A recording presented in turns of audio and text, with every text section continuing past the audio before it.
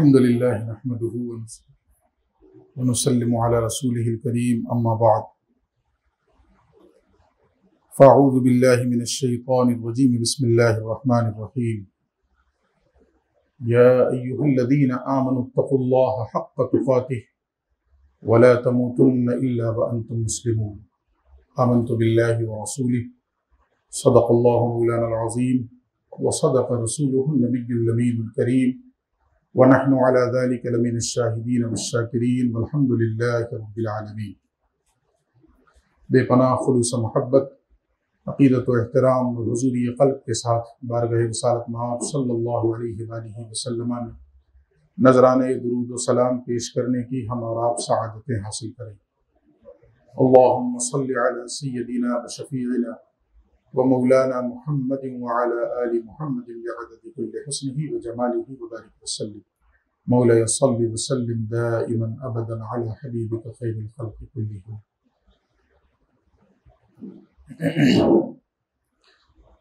हम सब के लिए सआदत की बात है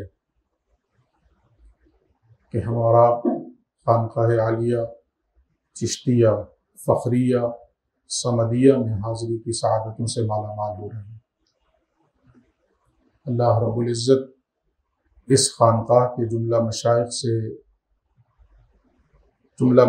के फ़यूज़ व बरक़ात से बिलउमूम और फ़ख्र जहाँ हज़रत ख्वाजा फ़खरुद्दीन देहलवी अलैहिर्रहमा के फ़यूज़ व बरक़ात से बिलख़ुसूस हम सब को माला माल फरमाए। कम अज़ कम हम हिंदुस्तानी मुसलमानों को अज़मत सूफिया समझने के लिए किसी दलील की ज़रूरत और हाजत नहीं। ज़ाहिर है कि हम जो हिंदुस्तान में बहैसियत मुसलमान ज़िंदगी गुजार रहे हैं,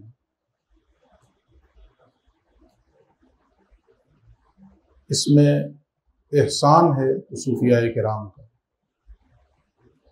हिंदुस्तान की सरजमीन पर जो कुछ दीन की और इस्लाम की बहारें नज़र आ रही हैं, वो सूफिया किराम की जिद्दोजहद का और उनकी काविशों का समरा है, जिनमें सबसे बड़ा नाम हज़रत ख्वाजा ख्वाजगां फ़ख्र कौनो मकां हज़रत ख्वाजा मुईनुद्दीन चिश्ती अजमेरी अलैहि रहमत व रिज़वान का है। और फिर उनके बाद आप ही के फैज़ याफ्ता और फिर बिलवास्ता उनके फैज़ याफ्ता, इन्हीं हज़रात की कोशिशों का नतीजा है। बल्कि यूँ कहना भी बेजा ना होगा कि हिंदुस्तान में जो कुछ दीन की बहारें नज़र आ रही हैं, उसमें बहुत बड़ा हिस्सा मशाइख़ चिश्तिया का है, चिश्ती बुज़ुर्गों का है, चिश्ती खानकाहों का है। उसी चिश्ती खानकाह में हम और आप जमा हैं। इस महफिल नूर की एक एक साथ को अल्लाह रब्बुल इज़्ज़त कबूल फरमा ले और इस महफिल की बरक़ात से अल्लाह हम सबको माला माल फरमा दे।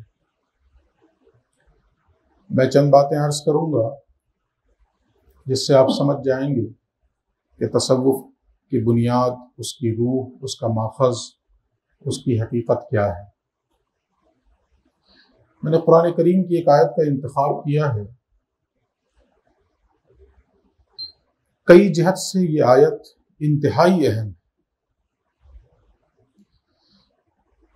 अल्लाह रब्बुल इज़्ज़त फरमाता है, या अय्युहल्लज़ीना आमनुत्तक़ुल्लाहा हक़्क़ तुक़ातिह, ऐ ईमान वालो, अल्लाह का तक़वा इख्तियार करो, अल्लाह से डरो जैसा उससे डरने का हक है। अब जाहिर है कि अगर कोई इंसान ये सोच ले कि हम उस तक़वा का हक अदा करें, तो मैं समझता हूं कि उसकी एक ही सूरत है कि फिर पलक झपकने के बराबर भी इंसान अल्लाह की मासियत में न गुजारे। जभी तो ये मुमकिन है कि उस हक के तक़वा को वो अदा कर सकेगा। लेकिन आम इंसानों से ये भी मुमकिन नहीं कि वो पलक झपकने के बराबर भी अल्लाह की मासियत न करें, नाफरमानी न करें। तो कैसे हक के तक़वा अदा होगा? जब ये आयत नाजिल हुई तो सहाबा किराम लरज़ उठे, वो कांप उठे कि हम अल्लाह का हक कैसे अदा करेंगे, और अजीब कैफियत उनकी हुई। वो तो फिर अल्लाह रब्बुल इज़्ज़त ने दूसरी आयत जब नाजिल फरमाई तो सहाबा की जान में जान आई। इस आयत में तो अल्लाह ने हुक्म दिया अल्लाह से डरो जैसा उससे डरने का हक है, लेकिन फिर दूसरी आयत में अला सबील तनज़्ज़ुल कह लिया जाए। अल्लाह ने कहा फत्तकुल्लाह मस्तताअतुम, जितनी तुम्हारी इस्तिताअत है उतना तो अल्लाह से डरो। तो फिर सहाबा की जान में जान आई कि चलो कम अज कम हम हत्तल मकदूर अपनी इस्तिताअत भर तो अल्लाह का डर, अल्लाह का खौफ, अल्लाह का तकवा, इसका हक तो अदा कर ही सकते। तो पहला हुक्म यह है या अय्युहल्लज़ीना आमनुत्तकुल्लाह हक़्क़ तुक़ातिह, इस आयत में ए ईमान वालो अल्लाह से डरो जैसा उससे डरने का हक है। अगला टुकड़ा क्या है, ये बहुत अहम है, वला तमूतुन्न इल्ला व अंतुम मुस्लिमून। अल्लाह फरमाता देखो इस बात का हमेशा ख्याल रखना नाफरमानी की हालत में मौत ना आने पाए। इस बात को हमेशा पेशे नजर रखना, मौत ना आए मगर फर्माबरदारी की हालत में, यानी मौत जब भी आए इताअत की हालत में आए, फर्माबरदारी की हालत में आए। ऐसा ना होने पाए कि तुम अल्लाह की मासियत में लगे हो और नाफरमानी में लगे हो और मौत आ जाए। अगर ऐसा हो गया तो बकौल गालिब काबा किस मुंह से जाओगे गालिब, शर्म तुमको मगर नहीं आती कि ऐन हम अल्लाह की नाफरमानी में लगे हुए हैं, दीन मोहम्मदी से बगावत में लगे हुए हैं और मौत आ जाए। तो बज़ाहिर देखा जाए तो हुक्म तो एक ही है ना, वला तमूतुन्ना इल्ला व अंतुम मुस्लिमून। देखो नाफरमानी में मत मरना, लेकिन अगर किसी ने आज़्म मुसम्मम कर लिया कि जी इस आयत पे अमल करना है, जो चाहे करें लेकिन ये तो करना ही है, क्या नाफरमानी में नहीं मरना। अगर किसी ने इसका पुख्ता इरादा कर लिया अपने दिल के अंदर कि हमें इस पर अमल करना है कि नाफरमानी में हमारी मौत ना आए, बाकी हम जैसे चाहें जिंदगी गुजारें, बस इस चीज पर फोकस रहना चाहिए कि नाफरमानी में मौत ना आए, तो फिर उसका रास्ता क्या है? उसका एक ही रास्ता है कि फिर किसी लम्हे भी नाफरमानी न की जाए। इसलिए कि ऐन मुमकिन है कि हम जिस लम्हे भी नाफरमानी में मुलव्विस हों उसी वक्त मौत आ जाए, लेकिन मौत का तो किसी को पता नहीं कि कब आएगी। कोई नहीं जानता कि मेरी मौत कब आएगी। मैं बोल रहा हूं मर सकता हूं, आप सुन रहे हैं मर सकते हैं, मौत आ सकती है। तो अगर किसी ने इसका इरादा कर लिया, अज़्म मुसम्मम कर लिया कि मुझे इस टुकड़े पे अमल करना है, बाकी कुछ करूं ना करूं लेकिन इतना तो जरूर करूंगा कि नाफरमानी में मैं नहीं मरूंगा, तो उसका रास्ता क्या है? यही एक रास्ता बचता है। अभी अगर नाफरमानी का ख्याल पैदा हो, फौरन ये ख्याल लाएं कि अगर मर गए तो क्या होगा। अच्छा, अगले लम्हे नाफरमानी का ख्याल पैदा हो, फिर ख्याल करें अगले लम्हे भी तो मौत आ सकती है ना। हमसे गलती ये हुई कि हमने मौत को भुला दिया एक तरह से। मैंने अपने शेख की जबानी अक्सर व बेशतर 2 शेर सुने, 4 मिसरे, 2 शेर। हो सकता है कि वो तरतीब पलट जाए मुझसे, लेकिन मुझे वो मिसरे तो याद है। टूट जाए नहीं मालूम कब अनफास के तार, साकिया देर न कर शीशा तो फिर भी कुछ है। साकिया देर न कर शीशा तो फिर भी कुछ है, सख्त नाजुक है ये आदम का निजाम रगोपय। ये जो हमारा रगोपय का निजाम है, ये जो शीशा है, शीशे का गिलास होता है, हाथ से गिरा छन से टूट गया, यही उसकी हकीकत है। हाथ से गिरा छन से गया, खत्म। तो शायर कह रहे हैं कि साकिया देर न कर शीशा तो फिर भी कुछ है, सख्त उससे भी ज्यादा कमजोर इंसान का ये निजाम रगोपय है। और फिर अगले शेर में कहा टूट जाए नहीं मालूम कब अनफास के तार, 1-2 नारा लगा ले कि अभी फुर्सत है। जो जिंदगी मिली उसको गनीमत समझा जाए और उसको अल्लाह की राह में लगा दिया जाए। यही तो सूफिया का तरीक है। हमसे ये गलती होती है कि अगर हमें कोई समझाए, तलकीन करे, तो देखिए ये भी शैतान के वसवसों में से एक वसवसा है। और ये खुद अपनी बात बताऊं कि हम लोग भी इस मरहले से गुजर चुके हैं। क्या कहते थे, बहुत अच्छी नसीहत की आपने, दिल को लग गई, इंशाअल्लाह जुमे से बिल्कुल पाबंदी होगी। ये होता है कि नहीं होता है? अच्छा, अभी रमजान शरीफ आने वाला है, अभी अगर आपके दिल पे नसीहत असर कर गई तो आप दिल ही दिल में इरादा पुख्ता कर लेंगे कि बस इस रमजान से तो बस मैं रहूंगा और मस्जिद रहेगी। एक दो नारा लगा ले कि अभी फुर्सत है। किसने जमानत ली है कि रमजान का दिन देखने को मिल ही जाएगा? ये जमानत ली किसने कि हम रमजान में दाखिल हो ही जाएंगे? हाँ, दुआ कर सकते हैं, जो अल्लाह के नबी की दुआ है। अल्लाह के नबी की यही दुआ है ना कि मुझे रमजान में दाखिल फरमा दे। ये दुआ हम दुआ कर सकते हैं, लेकिन इस इंतजार में कि हम रमजान से तौबा करेंगे, जुमे से नमाज के पाबंद बनेंगे, फला दिन से अल्लाह की इताअत करेंगे, ये भी युवस्विसु फी सुदूरिन नास, ये भी शैतान ने जो है अपनी चाल चल दी, उसके मक्र में हम गिर गए, उसके फरेब में हम आ गए। तो गालिबन ये अशार जो मैंने सुनाए हैं, ये मेरे शेख के उस्ताज के अशार, टूट जाए नहीं मालूम कब अनफास के तार, एक दो नारा लगा ले कि अभी फुर्सत। तो हम लोग मौत से गाफिल हुए।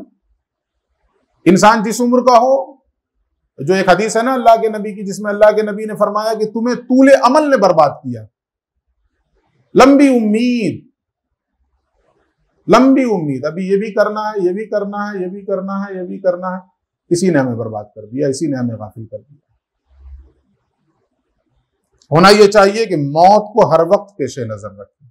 जब हर वक्त पेशे नजर रखें, मौत एक ऐसी चीज है ना कि इंसान की ख्वाहिशात को तोड़ देती है। ये मौत की याद जो ख्वाहिशात अंगड़ाइयां ले रही हों, तो मौत की याद इंसान की ख्वाहिशात को तोड़ देती है। एक आयत, उसका एक टुकड़ा हम में से हर शख्स को याद है, कुल्लु नफ्सिन ज़ाइक़तुल मौत। ये पहला टुकड़ा है, हम में से हर शख्स को याद है। पूरी आयत नहीं। अचानक कभी पूरी आयत पे हम तकरीर भी करते हैं, वह इतनी ही पे तकरीर करके बस कर देते हैं, कुल्लु नफ्सिन ज़ाइक़तुल मौत। आगे क्या है? व इन्नमा तुवफ़्फ़ौना उजूरकुम यौमल क़ियामह फ़मन ज़ुहज़िहा अनिन नार व उदख़िलल जन्नह फ़क़द फ़ाज़ वमल हयातुद दुनिया इल्ला मताउल गुरूर। लेकिन इस पहले टुकड़े ही पे गौर करें कि जो हमें याद है, हम में से हर शख्स को याद है, और न सिर्फ ये कि अरबी टेक्स्ट याद है, बल्कि इसका तर्जमा भी हमें मालूम है। कुल्लु नफ्सिन ज़ाइक़तुल मौत, हर नफ्स को मौत का मजा चखना है। हमसे गलती ये हुई कि ये जो एक तो पहली गलती ये हुई कि पूरी आयत याद नहीं की हमने, सिर्फ एक टुकड़ा। और दूसरी गलती ये हुई कि ये एक टुकड़ा भी जो हमें याद है, कभी हमने अपने लिए नहीं पढ़ा, जब पढ़ा दूसरों के लिए पढ़ा। हमने इस एक टुकड़े को भी जब पढ़ा दूसरों के लिए पढ़ा। किसी के यहाँ इंतकाल हुआ, हम उसके घर गए, उसके अज़्ज़ा अक़रबा रो रहे हों, गम मना रहे हों, बेचैनो बेकरार हो, तो हम उनको जाकर तसल्ली देते हैं इस टुकड़े को पढ़ करके, कुल्लु नफ्सिन ज़ाइक़तुल मौत, सब्र कीजिए, मौत का मजा तो हर नफ्स को चखना है। कभी हमने अपने लिए नहीं पढ़ा। काश के हमें ये फिक्र पैदा होती कि जब हमारा ये नफ्स हमें लंबी उम्मीदों के बाग में घुमा रहा हो और सैर तफरीह करा रहा हो, लंबी प्लानिंग के ख्वाब दिखा रहा हो, उस वक्त हम अपने नफ्स को मुखातब करके कहते कि बदबख्त इतनी लंबी उम्मीदें मत पाल, कुल्लु नफ्सिन ज़ाइक़तुल मौत, हर नफ्स को मौत का मजा चखना है, और किसी वक्त भी आ सकती। तो बज़ाहिर देखा जाए तो ये आयत का एक टुकड़ा कहने को तो ऐसा लगता है कि चलो एक ही तो हुक्म है, अमल कर लेते हैं इस पर। लेकिन अगर अमल करने का हौसला पैदा हो जाए तो करना क्या पड़ेगा? हर वक्त अपने आप को अल्लाह की मासियत और नाफरमानी से बचाना होगा, इस यकीन के साथ कि पता नहीं कब मौत आ जाए। जिस वक्त नाफरमानी कर रहा हूं उसी वक्त आ सकती है। अल्लाह के नबी की एक हदीस यहां पे मुझे याद आ गई, मैं सुनाता हूं आपको। इसको मैं जोड़ूंगा, कहां ले जाना चाह रहा हूं इंशाअल्लाह आप समझेंगे बाद में। एक हदीस है अल्लाह के नबी की, फरमाते हैं कि जिस तरह पानी की टच में आकर लोहा जंग आलूद हो जाता है, ऐसे ही दिलों को भी जंग लग जाता है। जैसे लोहे को जंग लगता है, ऐसे ही दिलों को भी जंग लगता है। किसी सहाबी ने हिम्मत की और पूछ दिया, फमा जिलाओहा या रसूल अल्लाह,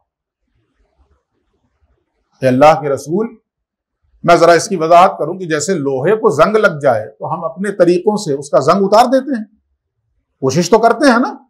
एक पेपर आता है, उस पेपर को रगड़ के जो है उसका जंग उतारा जाता है। हमारे इलाके में हमारे बचपन में मिट्टी का तेल डाल करके जंग उतारा जाता था, वगैरह वगैरह, जो भी तरीके हो। तो लोहे को अगर जंग लग जाए तो उसके जंग उतारने के मुख्तलिफ तरीके हैं। रसूल ने फरमाया दिलों को भी जंग लगता है। तो साहबा ने पूछ लिया, या रसूल अल्लाह, फिर दिलों के जंग उतारने का नुस्खा क्या है और तरीका क्या है? तो हुजूर ने 2 नुस्खे बताए हैं। क्या फरमाया? कसरत जिक्रिल मौत व तिलावतिल कुरान। दिलों का जंग उतारना चाहते हो, इस 2 नुस्खे को अपने अमल में लाओ। क्या? मौत को कसरत से याद करो और कुरान करीम की तिलावत करो। मौत को कसरत से याद करो, कसरत से याद करो, कसरत से याद, हर वक्त पेशे नजर रखो, हर वक्त पेशे नजर रखो। तो जब हर वक्त पेशे नजर रखेंगे तो उसकी तैयारी की फिक्र पैदा होगी। मरना है तो क्या मतलब है कि मर जाएंगे, खत्म हो जाएगा? नहीं। उसी आयत में देखिए ना आप, कुल्लु नफ्सिन ज़ाइक़तुल मौत। चलिए बात अच्छी आ गई, वो आयत आगे, अब उसका तर्जमा हमारे काम का हो गया। मौत को याद रखो, तो किस लिए याद रखो? अगला टुकड़ा, वइन्नमा तुवफ़्फ़ौना उजूरकुम यौमल क़ियामह। इसलिए याद रखो कि कयामत के दिन तुम्हें तुम्हारा पूरा पूरा बदला दिया जाएगा। कयामत के दिन तुम्हें तुम्हारा पूरा पूरा बदला दिया जाएगा। ऐसा नहीं कि मर जाओगे खत्म हो जाएगा मामला। मौत के बाद फिर हिसाबो किताब होगा ना। जिंदगी में जो कुछ किए हो उसकी सजा या उसकी जजा। वइन्नमा तुवफ़्फ़ौना उजूरकुम यौमल क़ियामह। कयामत के दिन तुम्हें तुम्हारा पूरा पूरा बदला दिया जाएगा। और क्या होगा? फमन ज़ुहज़िया अनिन नार व उदख़िलल जन्नह फ़क़द फ़ाज़। उस दिन जो जहन्नम से बचा लिया जाए और जन्नत में दाखिल कर दिया जाए वो कामयाब हो गया।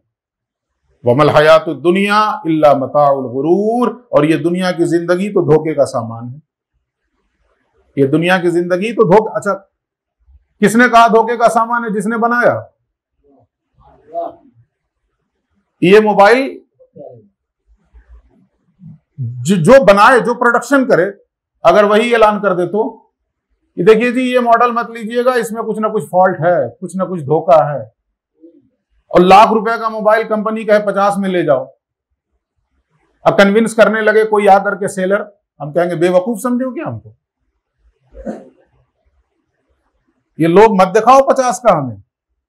बनाने वाला खुद कह रहा है कि इसमें फॉल्ट है, इसमें नक्स है, इसमें धोखा है। काहे लेंगे हम? अकल मारी गई है हमारी, मत मारी गई है।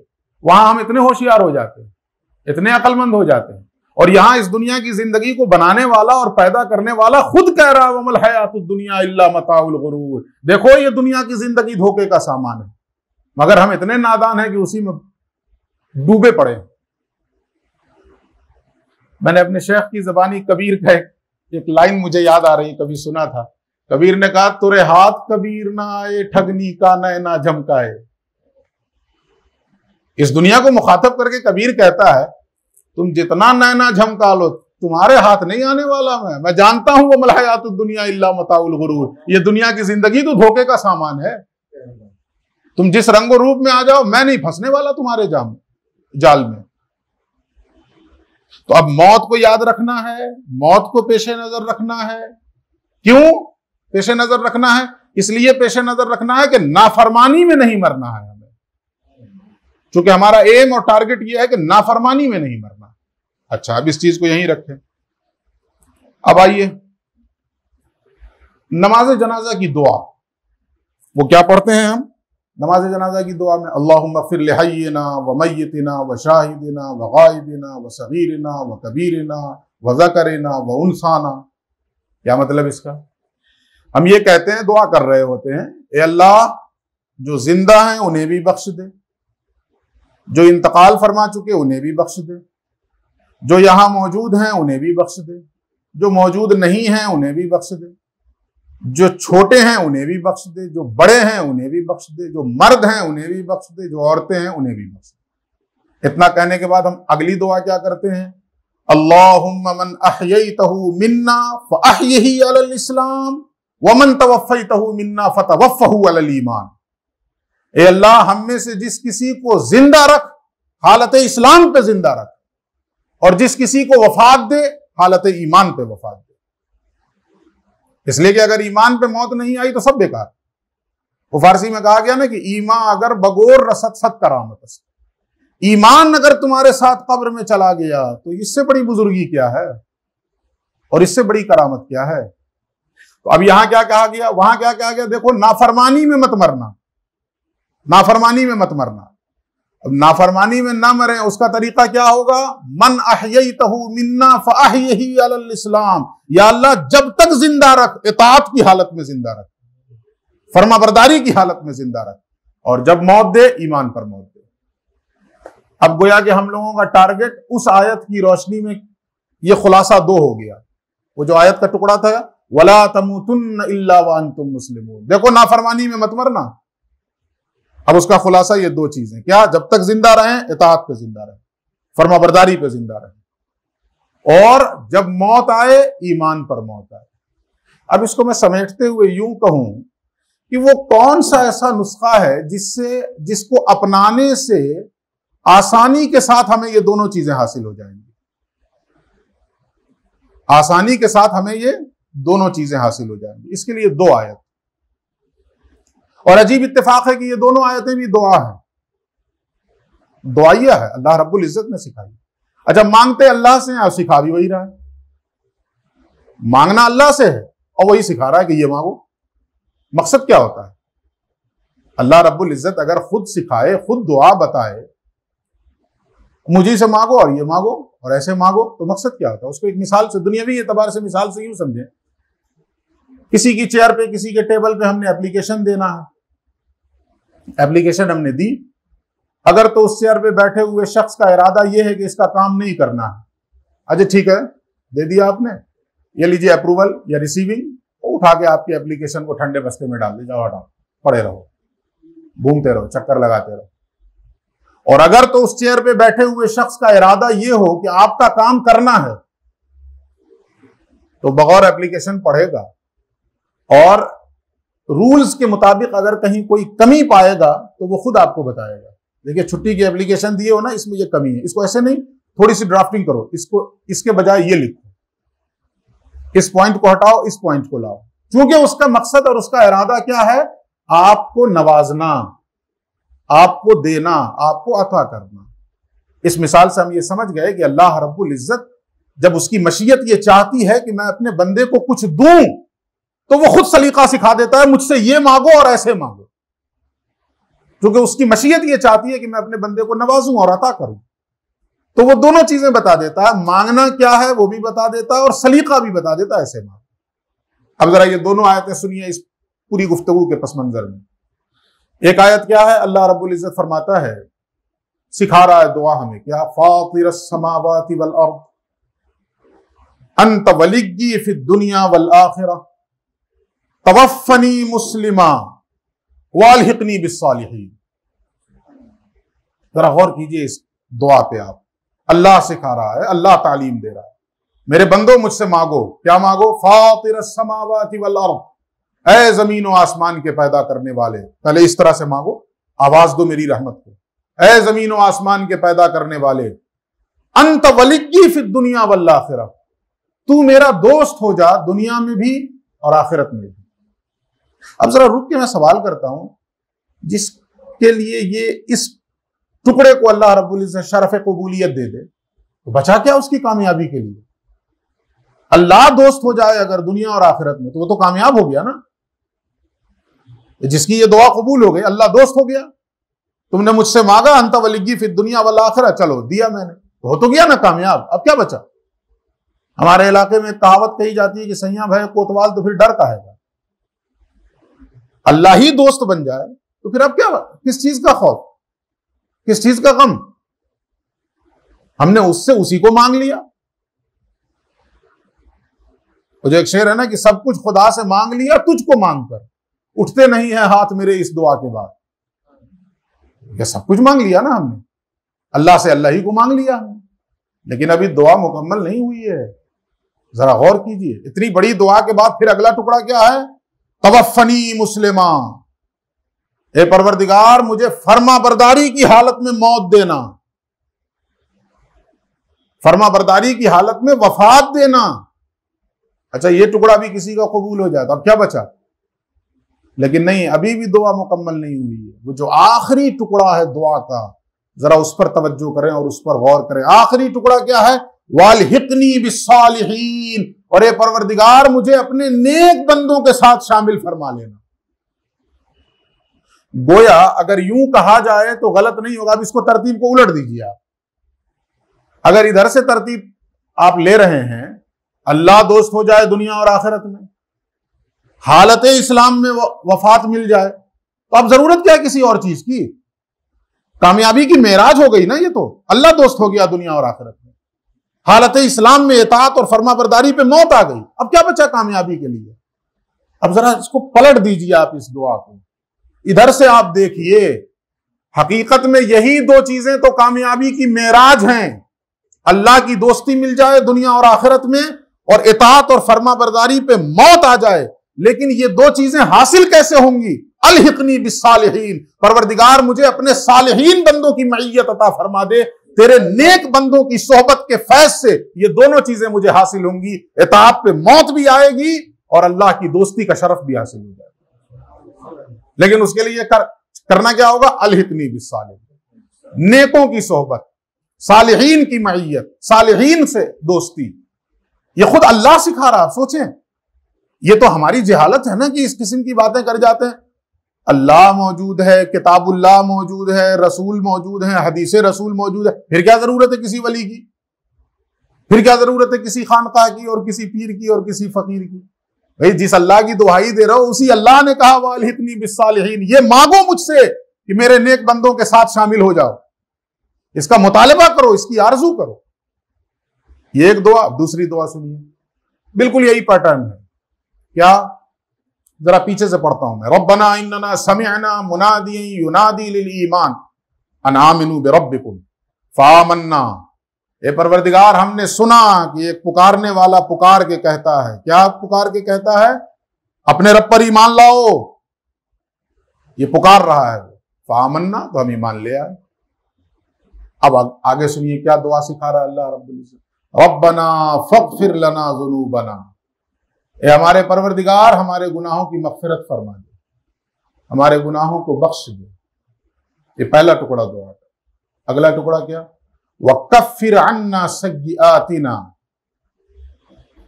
गौर कीजिए, पहला टुकड़ा है गुनाहों को बख्श दे और दूसरा टुकड़ा है कफ्फिर अन्ना सय्यिआतिना, हमारी खताओं का कफारा दे दे।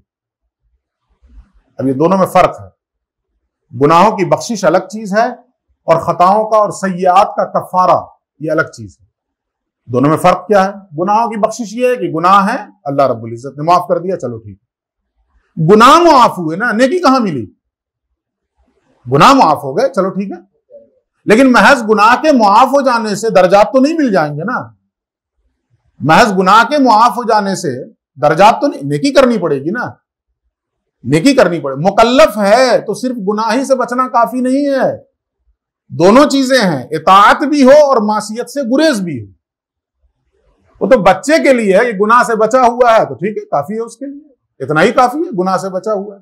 लेकिन जब मुकल्लफ हो गया इंसान तो अब सिर्फ गुनाह से बचना ही काफी नहीं, उसके साथ साथ इताअत भी। तो अब अगर हमने ये दुआ की कि परवरदिगार गुनाह बख्श दे, अल्लाह ने बख्श दिया, तो कहां दर्जात मिल गए आपको?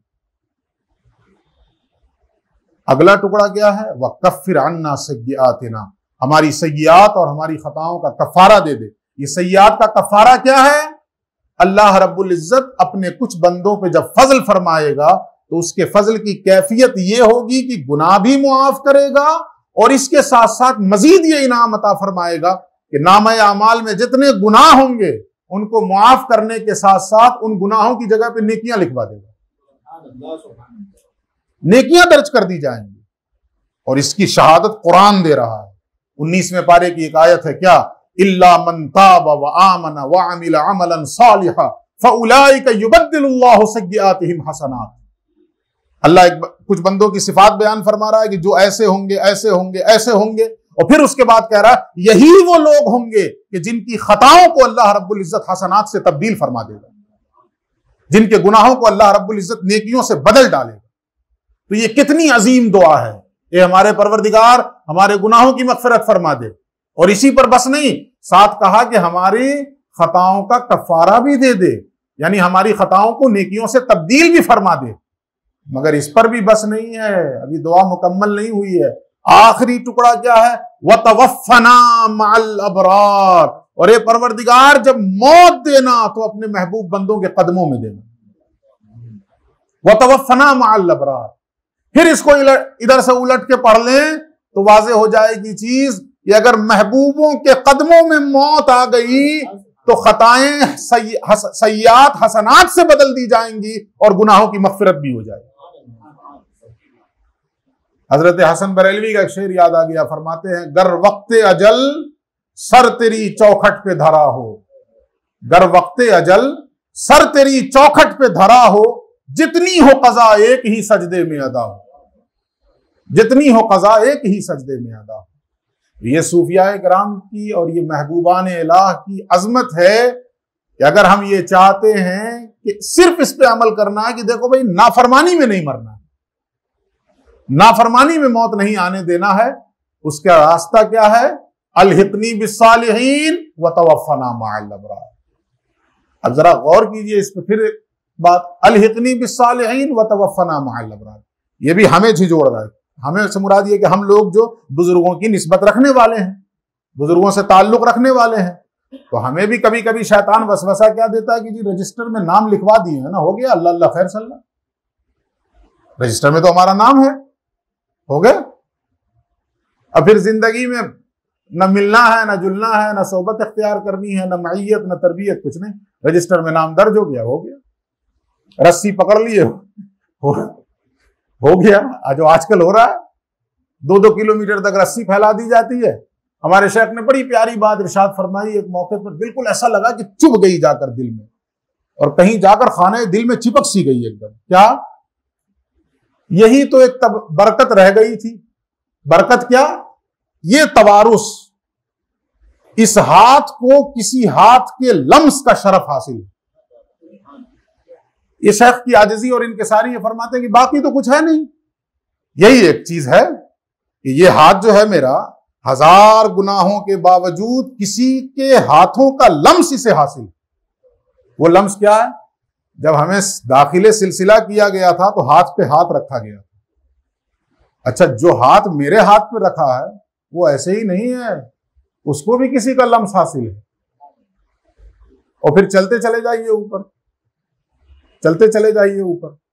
हर शख्स से पूछिए जी आप कौन, तो कहेंगे मैं कोई नहीं, उसी जात का मैं ज़हूर हूं, ये जमाल उसी का जमाल है।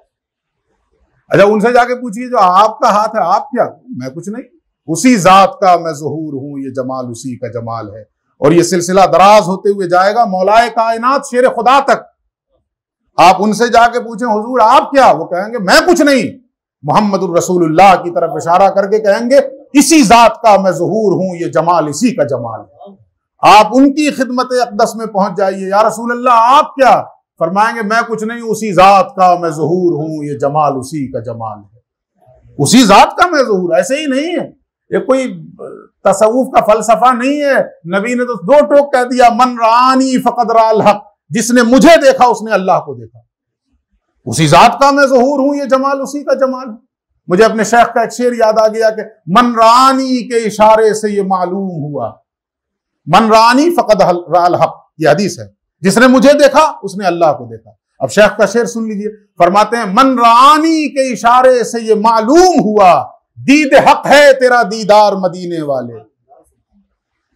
तो शेख फरमाते हैं यही तो एक चीज बच गई थी, इस हाथ में जो बरकतें हैं, लम्स की बरकतें हैं, हमने उससे भी लोगों को महरूम कर दिया। ले लाठी, ले सोटा, ले पता नहीं क्या क्या जो है। अब तो यूं तुम उसके पीठ पे हाथ रख लो, तुम उसके पीठ पे हाथ रख लो, और जिसके पीठ पे हाथ रखे वो कल अंदर पहुंचा हुआ है, चढ़ा रहा है। जिसके पीठ पे हाथ रख करके हम सोच रहे हैं कि सब कुछ मिल गया। खैर, बात दूसरी समत को चली जाएगी। तो मैं ये कह रहा था कि हम लोगों का एक तरीका क्या बन गया, रविश क्या बन गई जी, हम लोग तो सिलसिले वाले हैं, निस्बत वाले हैं, बुजुर्गों से ताल्लुक रखते हैं, हो गया, रजिस्टर में नाम लिखवा दिए। नहीं, अल-हिक़नी पे गौर कीजिए ना, आप शामिल फरमा दे। और फिर कहा वतवफ़ना मअल अबरार। इन 2 टुकड़ों के तनाजुर में अगर मैं ये कहूं तो गलत नहीं होगा कि अल-हिक़नी से मुराद यह है कि अपनी जिंदगी उनके सुपुर्द करो, और सिर्फ जिंदगी ही नहीं, ये भी आरजू करो कि अब तो मौत ही इसी दर से उठाएगी मुझे, अब तो मौत ही उठाएगी इसी दर से। वो एक मिसरा मुझे याद नहीं आ रहा है, वो किसी मेरे दोस्त ने देखा, स्टेटस पे लगाया था, क्या मुमकिन है जुदाई तेरे दर की? मफहूम यही था कि अब आपके दर की जुदाईगी तो उसी सूरत में मुमकिन है जब मौत आए, इसके अलावा मुमकिन नहीं है। जब मौत आए तो अलहिकनी बिस्सालिहीन, जिंदगी औलियाउल्लाह की सोहबत में, औलियाउल्लाह की मईयत में, उनकी कुर्बत में। और सिर्फ जिंदगी नहीं बल्कि यह भी आरजू साथ साथ मौत भी उनके कदमों में आए, मौत भी उनके कदमों में आए। फिर वो हमें, वो जो हमारा गोल था, वो जो हमारा एम था, क्या नाफरमानी में नहीं मरना है, या नमाज जनाजा की वाली दुआ का आखिरी टुकड़ा, ए अल्लाह जब तक जिंदा रख, इस्लाम पे जिंदा रख। ये इस्लाम पे जिंदगी कैसे मिलेगी? अलहिकनी बिस्सालिहीन। जब तक हम जिंदा रहें, इस्लाम पे जिंदा रहें, इताअत और फरमाबरदारी की हालत पे जिंदा रहें, यह नेमत कैसे हासिल होगी? अलहिकनी बिस्सालिहीन, सालिहीन की मईयत, सालिहीन की सोहबत। और आखिरी टुकड़ा नमाज जनाजा का क्या था? फतवफ़्फ़हू अलल ईमान, परवरदिगार मौत दे तो ईमान पे मौत दे। ये ईमान वाली मौत कैसे नसीब होगी? वतवफ़्फ़ना मअल अबरार, या अल्लाह मौत देना तो अपने महबूबों के कदमों में देना। तो ये खुलासा हो गया। ये अजमत सूफिया के हवाले से ये चंद बातें मैंने आपसे के सामने अर्ज की। अब निज़ाम तसव्वुफ पे तो बड़ी गुफ्तगू हो सकती है, एक टुकड़ा सुन लें। अब तसव्वुफ कुल्लुहु अल खुल्क, फमन ज़ादा अलैका बिल खुल्क ज़ादा अलैका बित तसव्वुफ। तसव्वुफ जो है वो सरतापा खुल्क का नाम है, अखलाक का नाम है। फमन ज़ादा अलैका बिल खुल्क ज़ादा अलैका बित तसव्वुफ। तो तुम में से जो जिस कदर अखलाक की बुलंदी पर फायज होगा उसी कदर बड़ा सूफी होगा, जिसको फारसी में कहा गया कि तसव्वुफ बजुज खिदमत खल्क नीस, तसव्वुफ बजुज खिदमत खल्क नीस, बतस्बीह सज्जादो दल्क नीस। ये तसव्वुफ न तो तस्बीह हिलाने का नाम है, न सज्जादे का नाम है, न जो तबर्रुकात होते हैं, चादर, गागर, जुब्बे वगैरह वगैरह, इन चीजों का नाम तसव्वुफ नहीं है। तसव्वुफ तो सिर्फ और सिर्फ खिदमत खल्क का नाम है। तसव्वुफ नाम ही ऐसी का, खिदमत खल्क का नाम। इसीलिए खानकाहों की जो सबसे बड़ी पहचान है, अगर कोई हमसे सवाल कर दे कि भाई देखो तुम लोग खानकाह वाले हो, खानकाह वाले, खानकाह की सबसे बड़ी पहचान क्या होती है, तो हम ये नहीं बताएं कि खानकाह की सबसे बड़ी पहचान ये है कि वहां फलां बुजुर्ग आराम फरमा है, या हमारी खानकाह में फलां फलां तबर्रुकात हैं। नहीं, खानकाह की सबसे बड़ी पहचान वहां का लंगर, खानकाह की सबसे बड़ी पहचान वहां का लंगर। और किस चीज को जिंदा किया सूफिया ने? मुझे आयत याद आ गई, क्या है वो?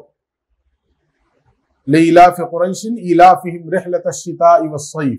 उसके बाद अगली आयत क्या? फलयअबुदू रब्ब हाज़ल बैत। तो चाहिए लोगों पर यह लाजिम है कि वो इस घर के रब की इबादत करें। ये अल्लाह कह रहा है, लोगों पर लाजिम है कि वो इस घर के रब की इबादत करें। अब उस घर का रब कौन है, उसका तारुफ क्या है, उसकी पहचान क्या? देखिए इस मकाम पे क्या खूबसूरत अल्लाह रब्बुल इज्जत ने अपनी तारीफ की है और अपना तारुफ बयान किया है। कुछ नहीं बताया, देखो मैं खालिक हूं, मैं मालिक हूं, मैं ये हूं, कुछ नहीं बताया। दो पहचान बताई, क्या? अल्लज़ी अतअमहुम मिन जू व आमनहुम मिन खौफ। तुम्हारा रब, इस घर का रब वो है जो लोगों को भूख के बाद खाना खिलाता है और खौफ के बाद अमन अता करता है। सूफियाए किराम ने, मैं कहूं निजाम तसव्वुफ क्या है, तो इन्हीं दो चीजों को जिंदा कर देना। भूखों को खाना खिलाओ और जो खौफ के साये में जिंदगी गुजार रहे हैं तुम्हारे पास आए तो अमन की दौलत से माला माल हो, अमन की नेमत उसे मिल जाए। यह खानकाहों का वतीरा रहा है। इंसान हैरान हो, परेशान हो, हर दर से ठुकराया जा चुका हो, खानकाह की चहार दीवारी के अंदर दाखिल होता है, एक कादा है जो उसे पुकार के कहता है कि आओ इस पे सर रखो, अपने गम भी सुनाओ और अपने दुख भी सुनाओ और अपने सुख भी सुनाओ। मदावा नहीं कर सकता, कम से कम सुनूंगा तो। और इस जमाने के अंदर सुनने वाले भी नहीं मिलते हैं। किसको इतनी फुर्सत की किसका गम सुने? इतनी फुर्सत ही कहां है तेरे दीवाने को। लेकिन इन खानकाहों ने इस चीज को तो कम से कम जिंदा किया है। आओ, कम से कम आओ, पहले ठंडा पानी पियो, अपनी भूख मिटाओ, आओ इस कंधे पे सर रखो, रो लो, कुछ तुम्हारा गम हल्का होगा। महबूब इलाही इसीलिए फरमाया करते थे कि लोगों के दिलों में तो है गम है, इससे इनकार नहीं है, लेकिन मेरे सीने पे जो गम है उसको तो बयान ही नहीं किया जा सकता। और वो क्यों है गम, और वो गम है क्या, उसकी कैफियत क्या है, तो महबूब इलाही खुद उसकी वजाहत फरमाते हैं। मिसाल देकर समझा रहा हूं, हम में से जितने लोग यहां हैं, हम सबका एक एक गम है, दो दो गम है, चार चार गम है। हम 100 लोगों के दो दो चार चार गम है तो 400 गम हो गए। महबूब इलाही फरमाते हैं कि तुम आते हो, तुम में हर शख्स आता है, कोई एक गम लेके आता है, कोई 2 लेके आता है, कोई 4 लेके आता है। उसके सीने पे तो एक गम का बोझ है, उसके सीने पे तो 2 गम का बोझ है, उसके सीने पे तो 4 गम का बोझ है। लेकिन सुबह से शाम तक मैं हजारों लोगों से मिलता हूं, अगर हजारों लोगों का एक ही एक गम सुनता हूं, उन 1000 गमों का मजमुआ मेरा सीना बन जाता है। तो जो अल्लाह ने अपना तारुफ कराया ना, अल्लज़ी अतअमहुम मिन जू, रब वो है इस घर का जो भूख के बाद खाना खिलाता है, भूख से लोगों को सैराब कर देता है। वामनहुम मिन खौफ, और खौफ से अमन अता फरमाता है। खानकाहों में आइए तो जो सबसे बड़ी निशानी है वो क्या, आओ भूखे हो लंगर पे बैठो, दस्तरखान पे बैठो। अच्छा, मजहब तो पूछा ही नहीं जाता, साथ में लंगर भी जो खिलाया जाता है, जो खानकाहों का जो ओरिजिनल लंगर होता है, जो असल लंगर होता है, सामने वाले को भी यकीन है कि हमारा धर्म भ्रष्ट नहीं होगा। मैंने हिंदी का एक लफ्ज इस्तेमाल कर दिया, चूंकि इस वक्त ये बड़ा इस्तेमाल किया जा रहा, धर्म भ्रष्ट हो जाए, लेकिन ये वो खानकाहें हैं और यही वो आस्थाने हैं। आओ ना जी, अपने धर्म की हिफाजत के साथ आओ, फिर तो जो करना है वो किया ही जाएगा। तुम अपने जोम में ये यकीन रख के आओ कि तुम्हारा धर्म भ्रष्ट नहीं होगा, हम वो खाना खिलाएंगे तो तुम्हारे मजहब में भी कोई रुकावट नहीं पैदा होती है, कुछ नहीं, आओ खाओ। तो अल्लज़ी अतअमहुम मिन जू, भूख के बाद खाना, व आमनहुम मिन खौफ, और खौफ के बाद अमन। खानकाहों में देखें आपकी अमन ही अमन है।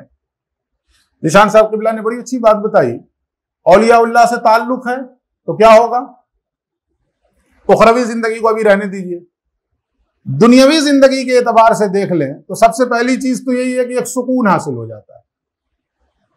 सबसे पहली चीज यह है कि एक सुकून हासिल हो जाता है, थोड़े पे कनाअत करने की तौफीक मिल जाती है, और यही चीज सुकून का सबसे बड़ा सबब है, कनाअत। अगर कनाअत नहीं है तो दुनिया आ जाए, उससे क्या फर्क पड़ता है, उससे क्या फर्क पड़ता है, फिर भी सुकून नहीं होगा, फिर भी इत्मीनान नहीं होगा।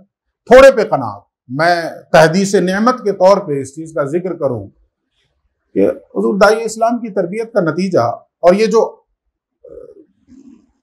इत्मीनान की कैफियत, सुकून की कैफियत, हमारी खानकाह में शेख की सोहबत में, मैं समझता हूँ एग्जैक्ट तो मुझे इस वक्त गिन नहीं सकता क्योंकि भूल जाऊंगा, इसलिए एक अंदाजे के मुताबिक बता रहा हूँ, कम से कम 5 या 6 तो डॉक्टर हैं। डॉक्टर से मुराद पीएचडी वाले डॉक्टर, चीर फाड़ वाले नहीं, कम से कम 5-6 हैं जो बाज़ाब्ता पीएचडी कर चुके हैं। उनमें से एक ज़ीशान साहब सामने बैठे हुए हैं, और भी मजीद लोग हैं, गालिबन डॉक्टर शौकत साहब भी हैं, और भी मजीद लोग हैं जो बाज़ाब्ता डॉक्टर हैं। वो चाहें, अच्छा ये भी नहीं, कुछ तो ऐसे हैं जिन्होंने सिर्फ नेट ही नहीं, जेआरएफ क्वालिफाई, हाँ जेआरएफ निकाल चुके हैं। बड़ी आसानी से अगर थोड़ी सी कोशिश कर लें तो यूनिवर्सिटीज में उनको असिस्टेंट प्रोफेसर की जॉब बासानी मिल जाएगी, थोड़ी सी कोशिश कर लें तो, ज्यादा की जरूरत नहीं है। लेकिन दाई इस्लाम की तरबियत का नतीजा कि मिशन मोहम्मदी के लिए अपने आप को वक्फ किया और थोड़े से कनाअत की तौफीक जो मिली, मैं पूरे यकीन के साथ कह सकता हूं कि उनसे बहुत ज्यादा मैं कमाता हूं। लॉकडाउन में नहीं, लॉकडाउन में तो हम मुकर्रिरों ही पे सबसे ज्यादा गाजगिरी है। उससे पहले और उससे बाद की बात बता रहा हूं, इन लोगों से बहुत ज्यादा हम लोग कमाते हैं। इन लोगों को पूरे महीने में जितना कुछ नजराना मिलता है, हम लोगों को तो शायद 2 रात में मिल जाता है, 2 प्रोग्राम किए मिल गए। लेकिन वो सुकून, वो इत्मीनान जो उस 4 दीवारी के अंदर रहकर हासिल उन्हें है, हमें नहीं है, दूसरों को नहीं है। वामनहुम मिन खौफ, ये अमन की कैफियत, ये इत्मीनान की कैफियत, ये सुकून की कैफियत, ये तो सूफिया की सोहबतों ही का हिस्सा है, ये मशाइख की सोहबतों का हिस्सा है। और इस वक्त इंसान सबसे ज्यादा अगर किसी चीज का मुतलाशी है, पूरी दुनिया का इंसान सबसे ज्यादा जिस चीज का मुतलाशी है वो है अमन। कुछ तो वाकई परेशान है और कुछ ढकोसला करते हैं, अमन नहीं है, अमन नहीं है, अमन नहीं है। वो कमबख्ती का मारा, वो अमन गारत करने वाला वही है जो ये चिल्ला रहा है कि अमन नहीं है, हमें अमन कायम करना है। वो अमन के नाम पे जो है वो अमन को गारत कर रहा है, लेकिन नारा दे रहा है अमन का।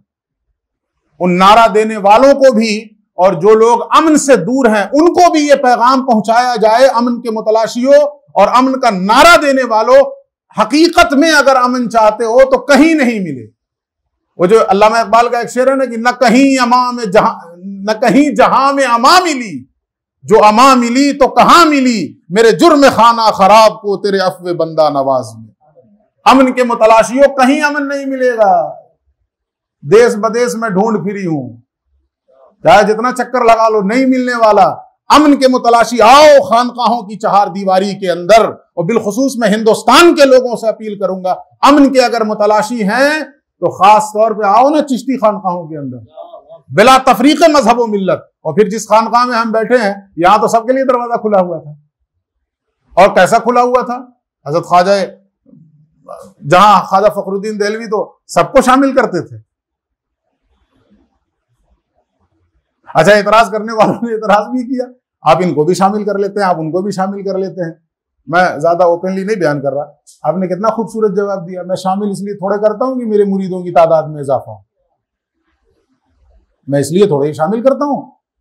अपनी निस्बत का पट्टा जो उनकी गर्दन में डालता हूं, दो वजहों से डालता हूं। एक, जिनके अंदर ये खराबी है, इस्लाम के दावेदार हैं, मुसलमान हैं, लेकिन ये एक कमी है, ये एक नक्स है, ये एक ऐब है, जिसके गर्दन में मेरी निस्बत का पट्टा पड़ जाए, वो जिस नाम से जिंदगी गुजारे, कम से कम इस ऐब से तो बचा लेता है अपने आप को। और दूसरा तबका जो बिल्कुल ही गैरों का तबका था, फरमाते हैं उनको इसलिए अपनी निस्बत का पट्टा उनकी गर्दनों में डाल देता हूं ताकि इस बहाने तदरीजन उनके लिए हिदायत के रास्ते पर चलना आसान हो जाए। इसी बहाने धीरे धीरे आए।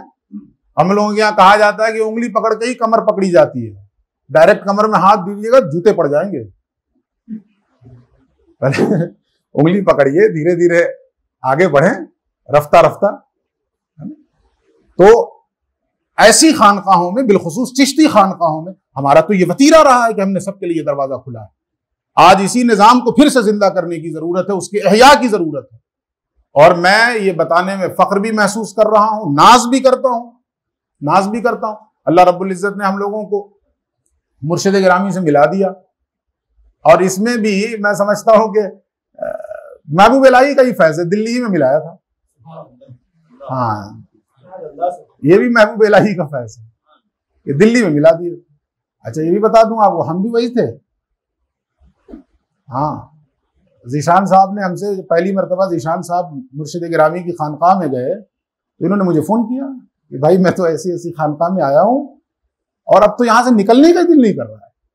अब तो सोचता हूं कि पढ़ाई वढ़ाई छोड़ूं, अब यहीं का होकर रह जाऊं, यहीं जो मिशन है उसी मिशन में लग जाऊं, अपने आप को वक्फ कर दूं।